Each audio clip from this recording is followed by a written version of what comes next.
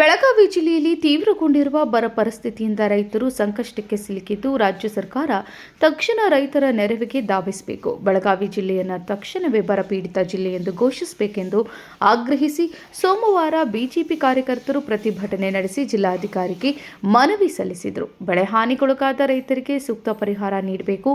ರೈತರಿಗೆ ಯಾವುದೇ load shedding ಇಲ್ಲದೆ ನಿರಂತರ ವಿದ್ಯುತ್ ಪೂರೈಕೆ ಕಲ್ಪಿಸಬೇಕು. ಬಿತ್ತನೆಗೆ ಅಗತ್ಯವಾದ ಗುಣಮಟ್ಟದ ಬೀಜ ಹಾಗೂ ರಸಗೊಬ್ಬರ ಸಕಾಲಕ್ಕೆ ವಿತರಿಸುವ ಜೊತೆಗೆ ಕಳಪೆ ಬೀಜ ಮತ್ತು ಗೊಬ್ಬರಗಳ ಮಾರಾಟವನ್ನು ಕಟ್ಟುನಿಟ್ಟಾಗಿ ತಡೆಯಬೇಕು ಎಂದು ಒತ್ತಾಯಿಸಲಾಗಿದೆ. ಚುನಾವಣಾ ಭರವಸೆಯಂತೆ ಕೃಷಿ ಸಾಲ ಮನ್ನಾವನ್ನು ಸರ್ಕಾರ ಇನ್ನೂ ಸಂಪೂರ್ಣವಾಗಿ ಜಾರಿಗೊಳಿಸಿಲ್ಲ ಎಂದು ಆರೋಪಿಸಿರುವ ಬಿಜೆಪಿ ರೈತ ವಿದ್ಯಾನಿಧಿ ಹಾಗೂ ಕಿಸಾನ್ ಸಮ್ಮಾನ್ ಯೋಜನೆಯಡಿ ಹಿಂದೆ ನೀಡಲಾಗುತ್ತಿದ್ದ ಹೆಚ್ಚುವರಿ 4,000 ಸಹಾಯಧನವನ್ನು ಸ್ಥಗಿತಗೊಳಿಸಿರುವುದನ್ನು ಖಂಡಿಸಿ ಕೃಷಿ ಪಂಪ್ಸೆಟ್ಗಳ ಟ್ರಾನ್ಸ್ಫಾರ್ಮರ್ ದರ ಹೆಚ್ಚಳದಿಂದ ರೈತರಿಗೆ ಹೆಚ್ಚುವರಿ ಹೊರೆ ಉಂಟಾಗಿದ್ದು ಹಿಂದಿನ ಸರ್ಕಾರ ನೀಡುತ್ತಿದ್ದ ಸಬ್ಸಿಡಿ ಸೌಲಭ್ಯವನ್ನು ಮರು ಜಾರಿಗೊಳಿಸಬೇಕು ಎಂದು ಆಗ್ರಹಿಸಲಾಗಿದೆ. ಜೊತೆಗೆ ಕೆರೆಗಳ ಹೂಳೆತ್ತುವಿಕೆ ಸೇರಿದಂತೆ ಜಲ ಸಂರಕ್ಷಣಾ ಕಾಮಗಾರಿಗಳ ನಿರ್ಲಕ್ಷ್ಯದಿಂದ ಬರ ಪರಿಸ್ಥಿತಿಯನ್ನು ಮತ್ತಷ್ಟು ತೀವ್ರಗೊಂಡಿದೆ ಎಂದು ದೂರಲಾಗಿದೆ. ಕಾಂಗ್ರೆಸ್ ಸರ್ಕಾರ ರೈತರ ಸಂಕಷ್ಟದ ಬಗ್ಗೆ ಕಣ್ಣು ಮುಚ್ಚಿ ಕುಳಿತುಕೊಳ್ಳುವುದನ್ನು ಬಿಟ್ಟು ಕೃಷಿ ಹಾಗೂ ತೋಟಗಾರಿಕೆ ಇಲಾಖೆಗಳನ್ನು ತಕ್ಷಣ ಸಕ್ರಿಯಗೊಳಿಸಬೇಕು. ಪರ್ಯಾಯ ಬೆಳೆ, ಬೀಜಗಳು, ರಸಗೊಬ್ಬರ, ಬೆಳೆ ವಿಮೆ, ಹನಿ ನೀರಾವರಿ, ತಂತ್ರಜ್ಞಾನ, ಮೇವು ಬ್ಯಾಂಕ್ಗಳು ಹಾಗೂ ಕುಡಿಯುವ ನೀರಿನ ಯೋಜನೆಗಳನ್ನು ಯುದ್ಧೋಪಾದಿಯಲ್ಲಿ ಜಾರಿಗೊಳಿಸಿ ರೈತರನ್ನು ಸಂಕಷ್ಟದಿಂದ ಪಾರು ಮಾಡಬೇಕೆಂದು ಬಿಜೆಪಿ ಸರ್ಕಾರ ಆಗ್ರಹಿಸಿದೆ. यावर्षी पाऊस व्यवस्थित न झाल्यानं सगळे शेतकरी संकटात सापडलेले आहेत आणि काँग्रेस सरकार फक्त मंत्रिपद कुणाला या शर्यतीमध्ये दिल्लीची वारी करण्यामध्ये गुंतलेलं आहे. आमचं सरकार बीजेपीचं सरकार असताना 6,000 सरकारकडनं आणि 4,000 राज्य सरकारकडनं मिळायचे आणि त्याशिवाय कृषी बजेट मांडणारं आमचं सरकार हे पहिल्यांदा होतं आणि अशा पद्धतीनं आम्ही कायम रयतांना आद्यता दिलेली आहे, त्यांना मान्यता दिलेली आहे आणि त्यांच्या विषयी व्यवस्थित सगळे मुद्दे मांडून त्यांचा परिहार केलेला आहे.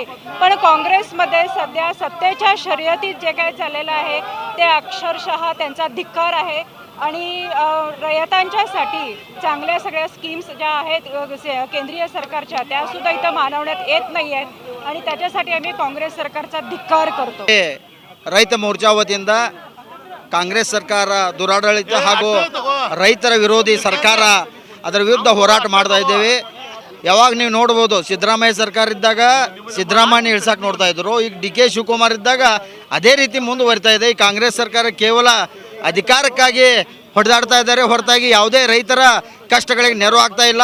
ನಮ್ಮ ಯಡಿಯೂರಪ್ಪ ಇದ್ದಾಗ ನಾವು ನೋಡಿರ್ಬೋದು, 4,000 ರೂಪಾಯಿ ಯಡಿಯೂರಪ್ಪ ಸರ್ಕಾರ ಕೇಂದ್ರದಿಂದ 6,000 ರೂಪಾಯಿ ಕೊಡುವಂಥದ್ದೇನಿತ್ತು ರೈತ ಸನ್ಮಾನ ನಿಧಿಯನ್ನು ಕೊಡ್ತಾಯಿದ್ರು. ಅದರ ಕಾಂಗ್ರೆಸ್ ಸರ್ಕಾರ ಬಂದ ನಂತರ ಅದು 4,000 ಕೊಡುವಂಥದ್ದು ರೈತರ ವಿರೋಧಿ ನೀತಿ ಹಾಗೂ ರೈತರಿಗೆ ಕೊಡುವಂತಹ ಒಂದು ಏನು ಅವಕಾಶ ಮಾಡಿಕೊಟ್ಟಿದ್ದರು ಯಡಿಯೂರಪ್ಪರವರು ಅದನ್ನು ಕೊಡಲಿಲ್ಲ. ಆದರೂ ಸಹ ಯಾವುದೇ ಗೊಬ್ಬರ ವಿತರಣೆ ಇಲ್ಲ. ರೈತರ ಕಷ್ಟದಲ್ಲಿ ಈ ಸರ್ಕಾರ ಇಲ್ಲ. ಅದಕ್ಕೆ ಇನ್ನು ನಾವು ವಿರೋಧವಾಗಿ ಮಾಡ್ತಾ ಇದ್ದೇವೆ ಅಂತ ಹೇಳಕ್ಕೆ ಇಚ್ಛೆ ಪಡ್ತೇವೆ. 3 ವರ್ಷ ಸಿದ್ದರಾಮಯ್ಯ ಅವರು ಮುಖ್ಯಮಂತ್ರಿ, ಈಗ ಮೊನ್ನೆ DK ಶಿವಕುಮಾರ್ ಅವರು ಮುಖ್ಯಮಂತ್ರಿ ಆಗಿದ್ದಾರೆ. 3 ವರ್ಷ DK ಶಿವಕುಮಾರ್ ಅವರ ಸಿದ್ದರಾಮಯ್ಯ ಅವ್ರಿಗೆ ಕ್ಯಾಗ್ ಇಳಿಸ್ಬೇಕಂತ ಷಡ್ಯಂತ್ರ ಮಾಡೋ ಮುಖಾಂತರ ಡೆವಲಪ್ಮೆಂಟ್ ಅನ್ನೋದು ಕರ್ನಾಟಕದಲ್ಲಿ ನಾವು ಯಾರೂ ನೋಡಿಲ್ಲ. ಈಗ DK ಶಿವಕುಮಾರ್ ಅವರು ಮುಖ್ಯಮಂತ್ರಿ ಆದಮೇಲೆ ಇನ್ನೂ ನಾನು ಮಂತ್ರಿಗಳಾಗಬೇಕಂತ ಎಲ್ಲ ಶಾಸಕರ ದಿಲ್ಲಿಗೆ ಹೋಗ್ತಾ ಇದ್ದಾರೆ. ಅಂದ್ರೆ ಈಗ 3 ವರ್ಷ ಒಂದು ಭಾಗ ಮತ್ತು ಮತ್ತೊಂದು ವಿಷಯನ ಇಲ್ಲಿ ಪ್ರಸ್ತಾಪ ಮಾಡಬೇಕಾಗ್ತೈತಿ. ಅಹಿಂದ ಸರ್ಕಾರ ಅಂತ ಹೇಳ್ತಾ ಇದ್ರು ಸಿದ್ದರಾಮಯ್ಯ ಅವರ, ಆದ್ರೆ SC ST ಇಲಾಖೆಗೆ ಇಟ್ಟಿನಂಥ ದುಡ್ಡದ ದುರುಪಯೋಗ ಮಾಡಿನಂಥ ಸಿದ್ದರಾಮಯ್ಯ ಸರ್ಕಾರ. ಈಗ DK ಶಿವಕುಮಾರ್ ಅವರು ಮುಖ್ಯಮಂತ್ರಿ ಆಗಿದ್ದಾರೆ. ನಾ ಹಿಂಗೆ ಮಾಡ್ತೇನೆ ಏನೇನೋ ಚಾಂತಾರೆ ತೋಡ್ಕೆ ಲಾವುಂಗ ಸೂರಜ್ ದಿಕ್ಕಾವುಂಗ ಅಂತ ದೊಡ್ಡ ಕನಸು ತೋರಿಸಿನಂಥ ಮುಖ್ಯಮಂತ್ರಿ. ಆದರೆ ಈ ಮುಖ್ಯಮಂತ್ರಿ ಅವರ ರಿಯಲ್ ಎಸ್ಟೇಟ್ ಮುಖ್ಯಮಂತ್ರಿ ಇದಾರಂತ ಇಡೀ ಬೆಂಗಳೂರು ಅಲ್ಲ, ಇಡೀ ಕರ್ನಾಟಕ ಗೊತ್ತಾ.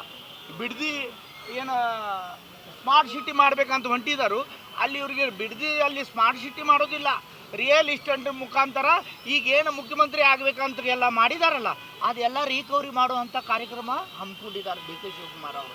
ರೈತರ ಮೇಲೆ ಅನ್ಯಾಯ, ರೈತರು ಹೋರಾಟ ಮಾಡಿದ್ಮೇಲೆ ಅವ್ರ ಮೇಲೆ FIR ಮಾಡೋದಾ. ಈಗ ಮತ್ತೊಂದು ನಾವು 10,000 ಕೊಡ್ತಾ ಇದ್ದು, ಪ್ರಧಾನಮಂತ್ರಿ ನರೇಂದ್ರ ಮೋದಿ ಅವರು 6,000, ನಮ್ಮ ಮುಖ್ಯಮಂತ್ರಿ 4,000. ಅದೆಲ್ಲ ಬಂದ ರೈತರಿಗೂ ಬೇಡ, ಯುವಕರು ಬೇಡ, ಮಹಿಳೆಯರು ಬೇಡ, ನಾವು ಗ್ಯಾರಂಟಿ ಹೆಸರು ಮೇಲೆ ಕರ್ನಾಟಕ ಲೂಟಿ ಮಾಡೋದು ನಮ್ದು ಅಭಿಯಾನ ಚಾಲೂ ಇದೆ ಅಂತ ಈಗಿನ ಮುಖ್ಯಮಂತ್ರಿ ಭಾಳ ಹೆಮ್ಮೆದಿಂದ ಹೇಳ್ತಾ ಇದ್ದಾರೆ. ನಾ ಕರ್ನಾಟಕ ಬಾಂಧವ್ರಿಗೆ ಇಷ್ಟ ಕೇಳೋದು, ತಾವು ಸ್ವಲ್ಪ ಮೇಲಿಂದ ಏನು ಕೊಟ್ಟಿದ್ದಾರು ನಾವೆಲ್ಲರೂ ವಿಚಾರ ಮಾಡಬೇಕು. ನಾವಾಗಲಿ ನೀವಾಗಲಿ ಎಲ್ಲರೂ ಇವರು ಲೂಟಿ ಮಾಡಾಕತ್ತಾರೆ.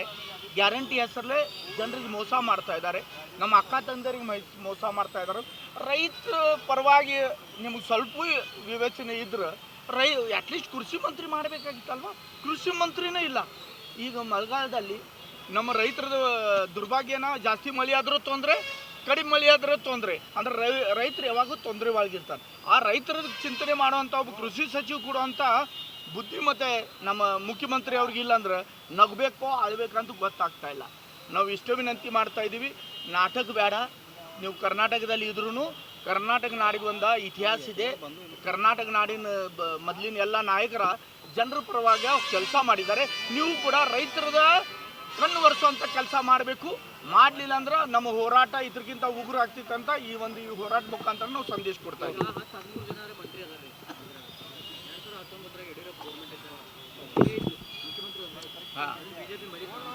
ಮರ್ತಿಲ್ಲ ನೀವು, ಭಾಳ ಚಲೋ ನೆನಪು ಮಾಡ್ರಿ. ಫಸ್ಟ್ ಮಳೆ ಬಂದಾಗ ಮನೆಗಳು ಬಿದ್ದನವ್ರಿಗೆ 5 ಲಕ್ಷ ಕೊಟ್ಟಿನಂತ ಗಂಡು ಮುಖ್ಯಮಂತ್ರಿ ಈ ಭಾರತ ದೇಶದಾಗ ಯಾವಂದ್ರೆ ಯಡಿಯೂರಪ್ಪ.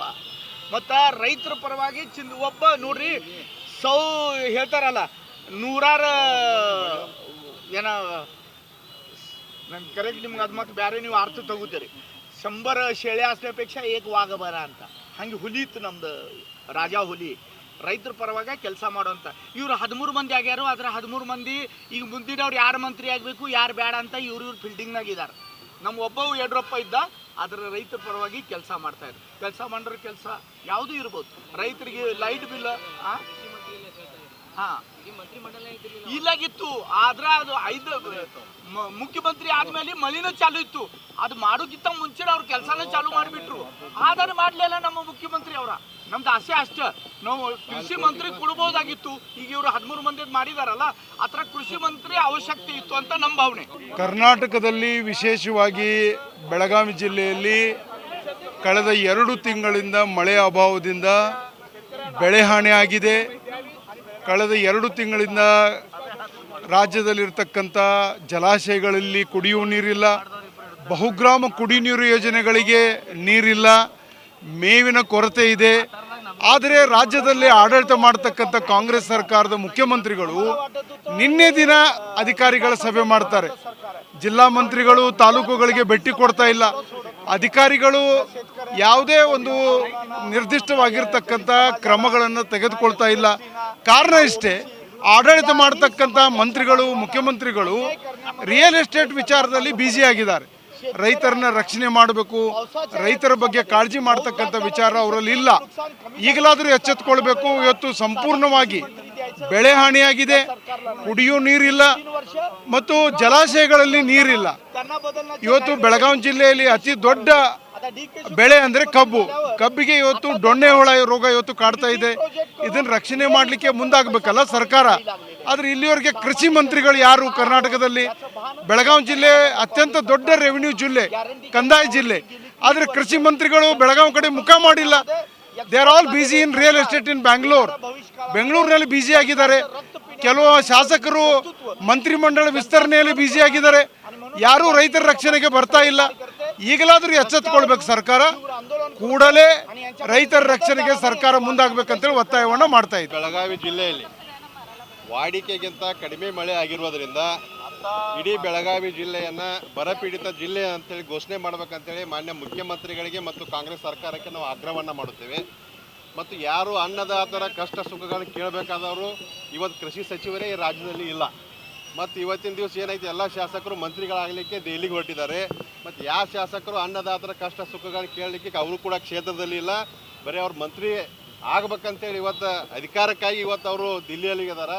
ಮತ್ತು ಏನು ಈಗ ಸಿದ್ದರಾಮಯ್ಯವ್ರದ್ದು ಘೋಷಣೆ ಮಾಡಿದ್ರು, ಹಾಲು ಹಾಕುವಂಥ ಎಲ್ಲ ರೈತರಿಗೆ ಮತ್ತೆ 2 ರೂಪಾಯಿ ನಾವು ಪ್ರೋತ್ಸಾಹನ ಕೊಡ್ತೀವಿ ಅಂತೇಳಿ. ಇಲ್ಲಿ ತನಕನೂ 2 ರೂಪಾಯಿ ಪ್ರೋತ್ಸಾಹನ ರೈತರಿಗೆ ಬಂದಿಲ್ಲ. ಮತ್ತು ಬೊಮ್ಮಾಯಿ ಸರ್ಕಾರ ಇದ್ದಾಗ, ಸನ್ಮಾನ್ಯ ಯಡಿಯೂರಪ್ಪನವ್ರಿಗೆ ಸರ್ಕಾರ ಇದ್ದಾಗ ಯಡಿಯೂರಪ್ಪ ಸರ್ಕಾರ ಇದ್ದಾಗ 4,000 ರೂಪಾಯಿನ ಬೀಜ ಗೊಬ್ಬರ ತಗೊಳ್ಳಿಕ್ಕೆ ಎಲ್ಲ ರೈತ ಬಾಂಧವರಿಗೆ 4,000 ರೂಪಾಯಿ ಹಣವನ್ನು ಹಾಕ್ತಿದ್ರು. ಅದನ್ನ ಇವರು ಬಂದ್ ಮಾಡಿದರು. ಮತ್ತು ಬೊಮ್ಮಾಯಿ ಅವ್ರ ರೈತರ ಮಕ್ಕಳಿಗೆ, ಅನ್ನದಾತರ ಮಕ್ಕಳಿಗೆ ಸ್ಕಾಲರ್ಶಿಪ್ ವಿದ್ಯಾನಿಧಿ ಯೋಜನೆ ಅಂತೇಳಿ ಜಾರಿಗೆ ತಂದಿದ್ರು. ಇವತ್ತು ಆ ಯೋಜನೆಯನ್ನು ಕೂಡ ಬಂದ್ ಮಾಡಿದ್ದಾರೆ. ಅನ್ನದಾತರ ಮಕ್ಕಳು ಸಾಕಷ್ಟು ಪ್ರತಿಭಾವಂತ ವಿದ್ಯಾರ್ಥಿಗಳಿದಾರೆ. ಆದರೆ ಆರ್ಥಿಕ ಸಮಸ್ಯೆಯಿಂದ ಇವತ್ತು ಅವ್ರಿಗೂ ಕೂಡ ಶಿಕ್ಷಣವನ್ನು ಪಡಲಿಕ್ಕೆ ಆಗ್ತಾ ಇಲ್ಲ. ಅವ್ರಿಗೂ ಕೂಡ ಅನ್ನದಾತರ ಮಕ್ಕಳಿಗೂ ಕೂಡ ಒಂದು ಸ್ಕಾಲರ್ಶಿಪ್ ಯೋಜನೆಯನ್ನು ಈ ಸರ್ಕಾರ ಜಾರಿಗೆ ತರಬೇಕು. ಮತ್ತು ಇವತ್ತು ಯಾರು ರೈತ ಪರ ಹೋರಾಟವನ್ನು ಮಾಡ್ತಾರೆ, ಯಾರು ಈ ಸರ್ಕಾರದ ವಿರುದ್ಧ ಭೂ ಸ್ವಾಧೀನ ಪ್ರಕ್ರಿಯೆಯನ್ನು ಕಂಡೀಷನ್ ಹೋರಾಟ ಮಾಡ್ತಾರೆ, ಅಂಥ ರೈತ ಹೋರಾಟಗಾರರ ಮೇಲೆ ಈ ಸರ್ಕಾರ ಕೇಸುಗಳನ್ನು ಹಾಕ್ತಾ ಇದೆ ಮತ್ತು ರೈತ ಪರ ಹೋರಾಟವನ್ನು ಹತ್ತಿಕ್ಕುವಂಥ ಕೆಲಸವನ್ನು ಸನ್ಮಾನ್ಯ ಡಿ ಕೆ ಶಿವಕುಮಾರ್ ಸರ್ಕಾರ ಮಾಡ್ತಾ ಇದೆ. ಏನು ರೈತರ ಮ್ಯಾಗ ತಾವೇನು ಬಿಡಿದೊಳಗೆ ಕೇಸ್ ಹಾಕಿದಿರಿ, ತಕ್ಷಣ ಎಲ್ಲ ಮೊಕದ್ದಮೆಗಳನ್ನು ವಾಪಸ್ ಪಡಿಬೇಕಂತ ಇವತ್ತು ಭಾರತೀಯ ಜನತಾ ಪಾರ್ಟಿ ಆಗ್ರಹವನ್ನು ಮಾಡ್ತಾ ಇದೆ. ಮತ್ತು ರೈತರು ಸಂಕಷ್ಟದಲ್ಲಿದ್ದಾರೆ. ಯಾಕಂದರೆ ಇವತ್ತು ಬಿತ್ತನೆ ಮಾಡಿದರೂ ಕೂಡ ಮಳೆ ಆಗಿಲ್ಲ, ಬಿತ್ತನೆ ನಾಟಿ ಇದ್ದಿಲ್ಲ, ಮತ್ತು ಆ ನಾಟಿ ಏಳಕ್ಕಿಂತ ಪೈಲ್ ಕಸನ ಜಾಸ್ತಿ ಆಗಿಬಿಟ್ಟೈತಿ ಭೂಮಿ ಒಳಗೆ. ತಕ್ಷಣ ನಮ್ಮ ಎಲ್ಲ ರೈತ ಬಾಂಧವರಿಗೆ ಸರ್ಕಾರ ಪರಿಹಾರವನ್ನು ಘೋಷಣೆ ಮಾಡಬೇಕು. ಪರಿಹಾರವನ್ನು ಸರ್ಕಾರ ರೈತರ ನೆರವಿಗೆ ಧಾವಿಸ್ಬೇಕಂತೇಳಿ ಸರ್ಕಾರವನ್ನು ಆಗ್ರಹವನ್ನು ಮಾಡ್ತಾ ಇದ್ದೇವೆ. ಮತ್ತು ಟಿ ಸಿ ಕುಣಿಸಲಿಕ್ಕೆ ನಮ್ಮ ಸರ್ಕಾರ ಇದ್ದಾಗ 30,000 ರಿಂದ 40,000 ರೂಪಾಯಿದಾಗ ಟಿ ಸಿನೂ ಕುಣಿತದ್ದು, ಕಂಬು ಕುಣಿತದ್ದು. ಇವತ್ತು ಈ ಸರ್ಕಾರದೊಳಗೆ 3-4 ಲಕ್ಷ ರೂಪಾಯಿ ರೈತ ಇವತ್ತು ಖರ್ಚು ಮಾಡ್ಬೇಕಂತದೊಂದು ವ್ಯವಸ್ಥೆಯನ್ನು ಇವತ್ತು ಈ ಸರ್ಕಾರ ಜಾರಿಗೆ ತಂದದ. ಉಚಿತವಾಗಿ ಎಲ್ಲ ರೈತರಿಗೆ ಟಿ ಸಿ ಮತ್ತು ವಿದ್ಯುತ್ ಸಂಪರ್ಕವನ್ನು ಕೊಡಬೇಕಂತೇಳಿ ಸರ್ಕಾರಕ್ಕೆ ಆಗ್ರಹವನ್ನು ಮಾಡ್ತಾ ಇದ್ದೀವಿ. ಮತ್ತು ಏನು ಇವತ್ತು ಗ್ರಾಮೀಣ ಪ್ರದೇಶದೊಳಗೆ ರೈತರಿಗೆ ಲೋಡ್ ಶೆಡ್ಡಿಂಗ್ ಮಾಡಿದ್ದಾರೆ, ಆ ಲೋಡ್ ಶೆಡ್ಡಿಂಗನ್ನು ವಾಪಸ್ ತೊಗೊಂಡು ಅನಿಯಮಿತ ವಿದ್ಯುತ್ತನ್ನು ನಮ್ಮೆಲ್ಲ ರೈತ ಬಾಂಧವರಿಗೆ ವಿದ್ಯುತ್ತನ್ನು ಕೊಡಬೇಕಂತೇಳಿ ಅದನ್ನು ಕೂಡ ನಾವು ಆಗ್ರಹವನ್ನು ಮಾಡ್ತೀವಿ. ಯಾವುದೇ ರೀತಿ ರೈತರಿಗೆ ಲೋಡ್ ಶೆಡ್ಡಿಂಗ್ ಹೇರಬಾರ್ದು ಮತ್ತು ಸತತವಾಗಿ ವಿದ್ಯುತ್ತನ್ನು ಕೊಡಬೇಕಂತೇಳಿ ಸರ್ಕಾರಕ್ಕೆ ನಾವು ಆಗ್ರಹ ಮಾಡ್ತಾ ಇದ್ದೀವಿ. ತಕ್ಷಣ ರೈತರ ನೆರವಿಗೆ ಧಾವಿಸಬೇಕು ಮತ್ತು ತಕ್ಷಣ ರೈತರಿಗೆ ಪರಿಹಾರವನ್ನು ಕೊಡಬೇಕಂತೇಳಿ ಸರ್ಕಾರಕ್ಕೆ ಆಗ್ರಹವನ್ನು ಮಾಡ್ತೀವಿ. ಬಿಜೆಪಿ ಗ್ರಾಮೀಣ ಘಟಕದ ಜಿಲ್ಲಾಧ್ಯಕ್ಷ ಸುಭಾಷ್ ಪಾಟೀಲ್, ಮಾಜಿ ಶಾಸಕ ಸಂಜಯ್ ಪಾಟೀಲ್, ಮಾಜಿ ವಿಧಾನ ಪರಿಷತ್ ಸದಸ್ಯ ಮಹಂತೇಶ್ ಕವಟಗಿಮಠ್, ಡಾಕ್ಟರ್ ಸೋನಾಲಿ ಶರ್ನೋಬತ್, ಮುರುಗೇಂದ್ರ ಗೌಡ ಪಾಟೀಲ್ ಸೇರಿದಂತೆ ಇನ್ನಿತರರು ಉಪಸ್ಥಿತರಿದ್ದರು. Vinod Kolkar, KMM news, Belagavi.